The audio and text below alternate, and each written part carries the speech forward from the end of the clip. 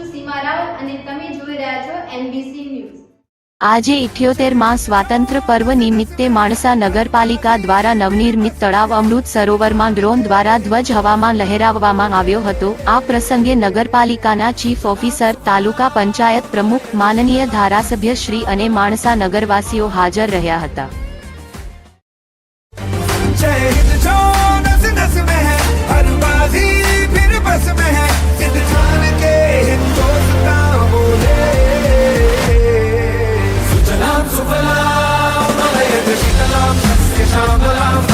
સમગ્ર ભારત દેશ જ્યારે આજે 15મી ઓગસ્ટે આઝાદીનો પર્વ ઉજવી રહ્યો છે ત્યારે માણસા શહેર અને માણસા તાલુકાના સૌ નગરજનો આજે ચંદ્રાસર તળાવ મુકામે ખૂબ મોટી સંખ્યામાં જ્યારે આકાશની અંદર આપણો તિરંગો લહેરાતો હોય એવો ડ્રોન દ્વારા ઉડતા તિરંગાનો આજે ખૂબ સુંદર કાર્યક્રમ રાખેલો છે।